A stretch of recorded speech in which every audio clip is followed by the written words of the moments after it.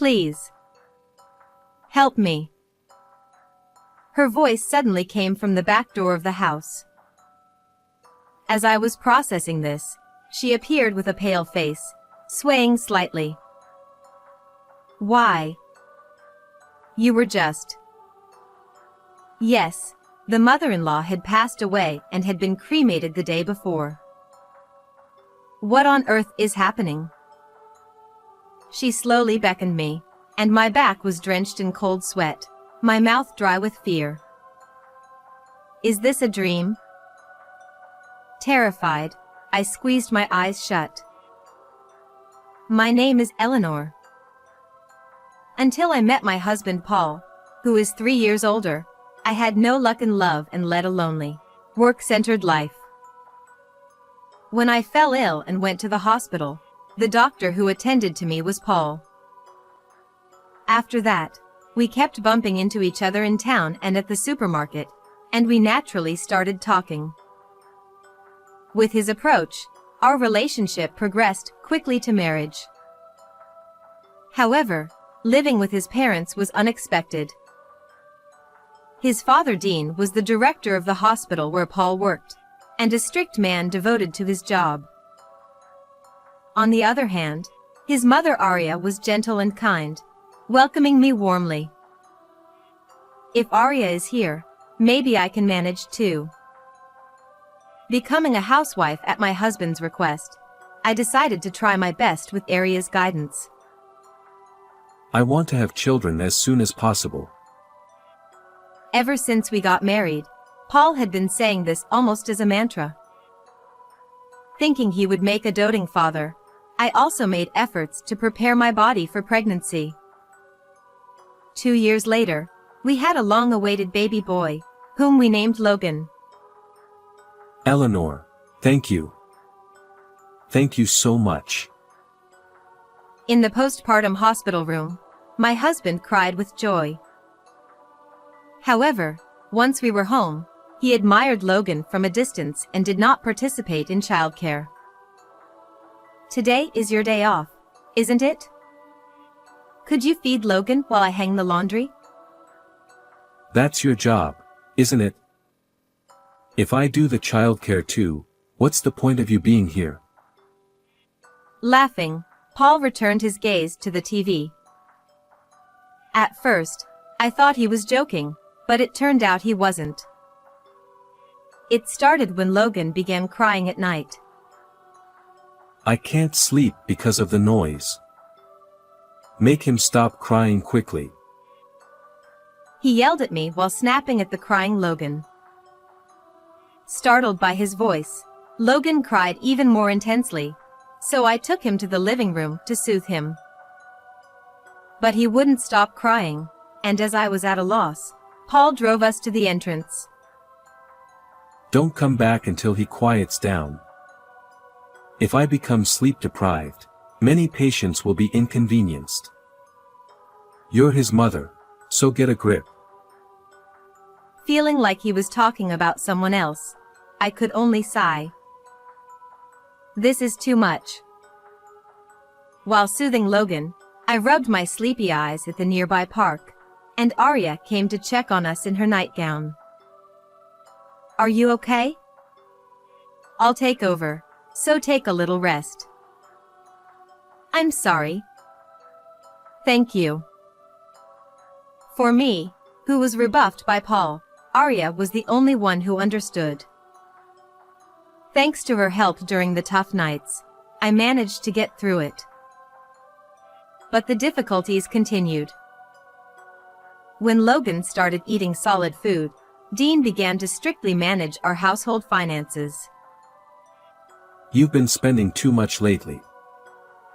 Aren't you living too freely on someone else's money? Indeed, expenses had increased for Logan's clothes, diapers, and food. Plus, since Dean and Paul disliked frugal meals, I had to prepare a variety of dishes, which cost money. But we weren't living extravagantly. Rather, the household was strained by Dean and Paul often drinking out late, claiming it was for work. Still, they refused to change their behavior and started cutting back on the money they gave us. Since you're only doing housework, we don't need to give you extra money. Exactly. Even if your clothes are worn out, you can still wear them. You don't deserve any luxuries like we do. Paul laughed and agreed with his father's harsh words. For them, drinking out was more important than supporting the family. But we're already making do with very little money. If you cut it any more, I'll have to reduce Logan's meals. Then stop eating yourself. Are you prioritizing your own appetite over your child's? I had no words for Dean's cold response. As I was speechless, Arya gently placed her hand on my shoulder and stepped forward. That's too harsh. Eleanor is always working hard for the family. That's natural since she stays at home. Isn't it presumptuous to think she can be equal to us without earning? Dean's words were accompanied by Paul's nod and smirk. The kind, gentle face Paul once had was gone. Proud of being doctors, they looked down on housewives like me. Then I'll work. Eleanor is still busy with childcare, but I can work. Dean looked startled by Arya's sudden declaration. Times have changed. It's time to stop thinking of women as servants. We have value too. You're quite bold. If you're so determined, I'll find you a good job. Dean exchanged a smile with Paul and left the room. After they left, I immediately ran to Arya. I'm sorry. I was too cowardly. It's fine. I've reached my limit too. I don't want to see you and Logan suffer anymore. Arya was truly impressive, and I swore to myself to become as strong as she was. Early the next morning, Paul woke me up and took me to Arya's room. What happened? Something happened to Mom. Arya. Arya won't wake up. Trying to understand the situation, I went to her side, but Paul stopped me forcefully. Dad and I will try to revive her, so don't get in the way. Go take care of Logan. Though his words were harsh, it was best to leave it to the doctors. Worried, I waited outside the room with Logan. After a while, Dean came out and said, we couldn't save her. Arya had passed away. Why did this happen so suddenly? There was a bag of medicine by her bedside that she doesn't usually take. It doesn't mix well with her usual medication. I always told her to be careful. Dean's words left me speechless. From then on, everything happened in a blur. Dean arranged the cremation without a funeral. Even when I protested, Paul intervened to stop me. Stop being selfish. Mom was old. Accidents like this aren't rare. Even so, not properly sending off your own mother. Is that really okay with you? You misunderstand. You're also responsible for what happened to Mom. Shocked by his harsh words, I couldn't believe my ears. Why would you say that? You pushed housework and childcare onto her. That must have added to her stress. I was so shocked by Paul's words that I couldn't do anything. Seeing this, Paul, unusually, took out the trash. While I was in shock, Dean efficiently handled the procedures, and I couldn't properly say goodbye to Arya. I wasn't even allowed to attend the cremation. Dean did it alone. From now on, you'll do all the housework. No more slacking off. Dean's cold words deeply wounded my still grieving heart. The day after the cremation, I was still feeling down. But Paul and Dean cheerfully talked about going to the insurance company. Dad took out life insurance on Mom. We're going to talk about it, so make sure to do the housework properly today. Once we know how much the insurance payout is, let's have a lavish meal tonight. Ignoring their insensitive conversation, I continued with my chores alone. About an hour after they left, I heard a noise from the back door. Please. Help me. Then I heard Aria's voice, even though she was supposed to be dead. Am I hearing things? Thinking that, I went to check and found Aria standing there. What? How? I was so shocked that I couldn't speak. Aria had been cremated the day before. Then, who is this? As I thought about it, chills ran down my spine. Come here. Noticing me, she beckoned me over. My legs trembling, I slowly walked towards her. Aria. When I asked, she confirmed Paul and the others weren't around and nodded firmly. I have to tell you something. Please listen before they notice. The warmth of her hand gripping mine proved she was indeed alive. What she revealed next was an unbelievably horrifying truth. After hearing everything, I felt a deep, unrelenting anger. Don't worry, I'll help too. This is unforgivable. My mother-in-law left to hide again, and as I watched her go, I resolved to take revenge on them. A few days later, the insurance agent was supposed to come to our house, so my father-in-law and husband took the day off to wait at home. As I grew increasingly annoyed by their giddy behavior, my father-in-law approached me. You're still eating thanks to Aria's insurance money. Shouldn't you be more grateful? That's wrong. I'm not happy about it at all. Women who can only rely on others are never grateful for money. He laughed derisively and plopped down on the sofa. Next to him, Paul smirked. Then the intercom rang. Oh, they're here. As they went to the door, they froze when they saw who was standing there. What? Why are you here? My husband, pale and trembling, pointed at the person in shock. It wasn't the insurance agent, but my mother-in-law. I came back because I had unfinished business. Next to her stood a man, standing tall and proper, wearing a suit with a lawyer's badge. That's impossible. I checked her pulse. It had completely stopped. He was more flustered than I'd ever seen. No wonder. She had been cremated, and he had even collected her bones. Then my mother-in-law fixed her gaze on Paul and my father-in-law and began to speak quietly. You switched my regular medicine, didn't you? I noticed something was off immediately.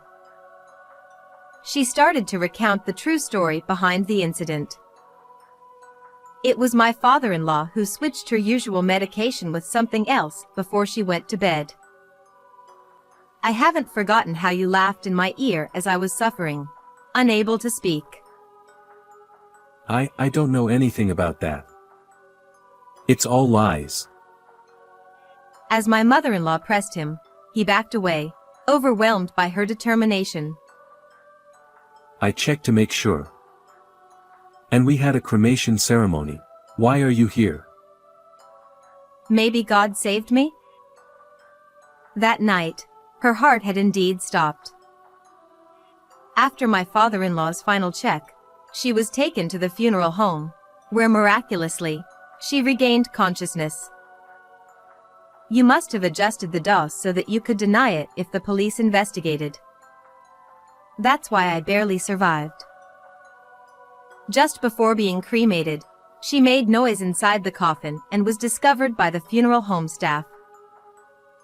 Knowing her family was behind it, she decided to hide temporarily. The funeral director, being an old acquaintance, helped me with the plan. We even staged the ceremony. Thanks to the funeral home's cooperation, they successfully deceived my father-in-law. She then presented some documents to the two of them. While hiding, I did some investigating. A $100,000 life insurance policy was taken out just a few months ago, and I knew nothing about it. It was my father-in-law's policy, with him as the beneficiary. Faced with this evidence, my father-in-law was speechless and clicked his tongue in frustration. You didn't die as you were supposed to, making me look like a fraud. You've disgraced me. Instead of expressing remorse, he only blamed her. Unable to bear it, I stepped forward. That's not all. This is a crime. You tried to kill my mother-in-law. I won't forgive you. Then, my husband, who had been trembling, suddenly moved behind me and glared at his father. I didn't want to do it. But Dad made me. I'm a victim too. What?